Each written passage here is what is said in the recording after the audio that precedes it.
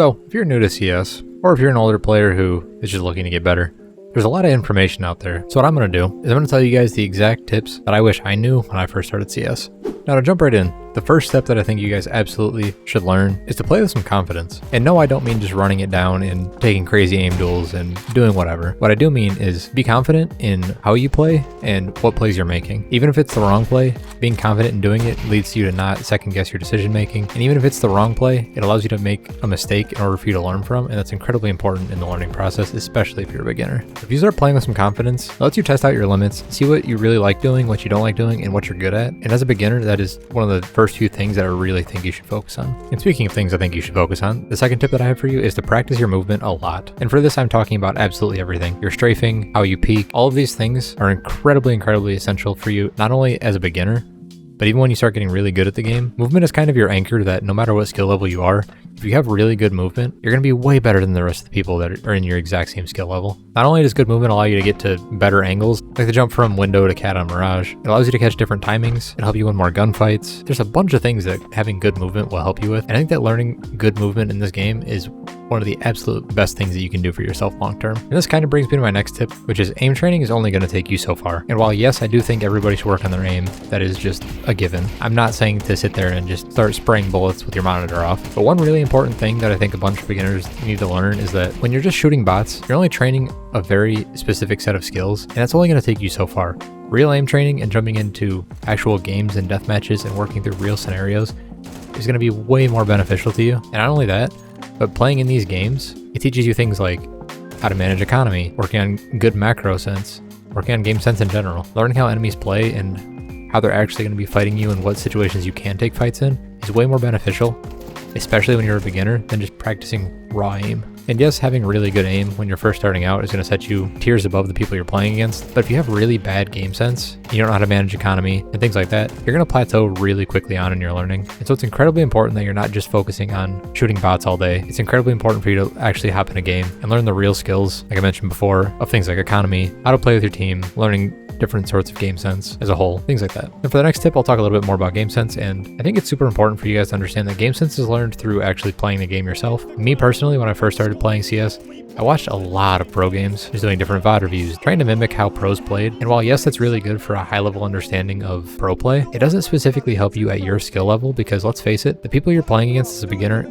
they're not going to be ZywOo. It just ain't going to happen. So actually hopping into competitive games and learning how your skill level plays makes it incredibly beneficial, because once you start learning the tendencies of the people you're actually playing against, it becomes way easier to counter, come up with strats, learning the economy system of, hey, the other team's probably going to save this round, so you can play an anti-eco, make it so you're not just going to get nade stack, for example. Things like that. Learning game sense through actually playing the game is going to help you out a lot. And while yes, pro games have their place, and it's really good for helping teach good macro and how to play as a team, there's a lot of things that just won't apply to lower elo games. And so for that, I think game sense is best learned through actually playing the game. So speaking of playing the game, the fifth tip that I have for you is learning to manage the economy. So there's really two steps to this. The first is managing your team's economy and knowing when to properly buy, when to force, when to save. And this is very situational. So while I won't cover absolutely everything in this video specifically, I do want to recommend Refrag GG. They have a really good blog post on just the CS2 economy in general. I'll make sure to put a link in the description below so you guys can access it.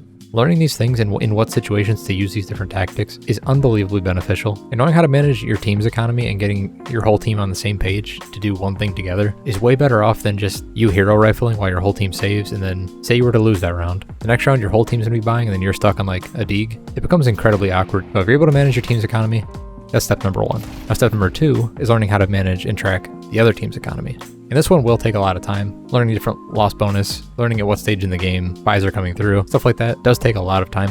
But if you really put a conscious effort into tracking the other team's economy and knowing when they're going to save, when they might force buy, things like that, it helps you win more rounds because you can adjust play calls based on what the other team is going to do, or is most likely to do, I should say. Because let's be honest, if you're a beginner, other teams, a decent amount of the time, aren't going to know how to manage their economy. So if you have a better grasp on that concept than they do, you're able to adjust play calls and say, if you know that they're on a pretty bad buy, the odds of them doing something risky and just trying to win the round off of some sort of dream play is probably pretty high. So if you're able to acknowledge that before the round starts, you're able to tell your team, hey, this is probably what's going to happen. And you can plan it from there and make it less likely for you to lose those rounds. Now to go into something a bit more mechanical, the next step I have for you is that crosshair placement is incredibly important.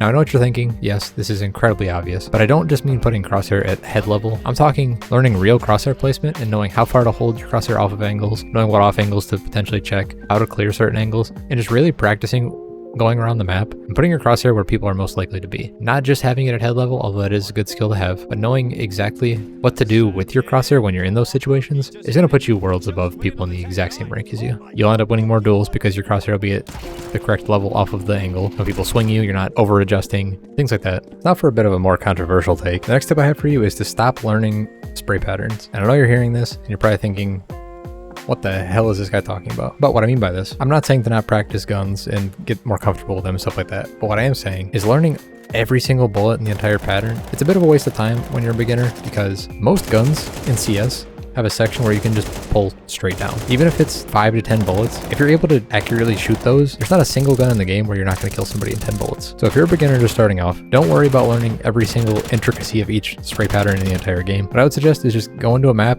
start shooting at a wall, and figure out what point the spray pattern starts to deviate away from just being vertical. And after that, it becomes much easier to learn exactly when you're going to be accurate. And then from that point, it's way easier to learn spray patterns once you know how far to pull down. And then after that, it's just left to right. So yeah, I understand people wanting to hit these crazy spray transfer plays like you see in the pro games all the time. I get that. But if you're a beginner just starting off, learning just the first few sections of a spray pattern is way more important than learning every single bullet. And that's not really where you should be putting your time, especially as a beginner. Now, the last two tips I had for you are both tie into each other very well. So I'll kind of talk about them both together. The biggest piece of advice I can give you is to learn how you specifically play. In CS2, everyone is going to play differently. Some people like to sit back and throw more util for their team, be more of a support player.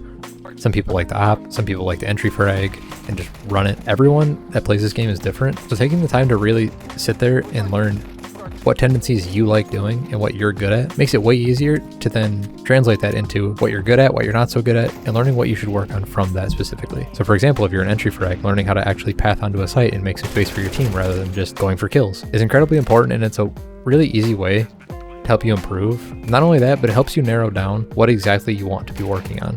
Because in CS2, there's so many different things that can be focused. So learning how you play specifically is something that's going to put you worlds ahead of people in your same rank. And if you get really good at doing just your one job, if you're a beginner player just starting out, that's something that I think is incredibly underrated. And then for the last tip of this video, and arguably what I think is the most important, is learning how to actually play with your team. So to keep it really simple, the most important things that I think you should do is start paying attention to the map, especially in clutch situations. I see this all the time in low elos. I can't tell you how many times I see people in a post-plant situation where they're just holding the exact same angle as their teammate and not communicating, not understanding who's holding what, not looking at the map to see who's holding what. If you're able to actually learn how to play with your team and learn what your teammate's going to do, what you should do off of that, I think this is an incredibly important skill and arguably probably the most important thing in this video. And this tip itself ties into a lot of the other tips in this video, so it's kind of why I wanted to leave this last. Being a good teammate boils down to a lot of different things, but just being able to pay attention to your team, the minimap, all the information that CS gives you is something that I think you should really put a conscious effort towards actually doing. Things like learning to manage economy with your team and not just for yourself. Even using the last step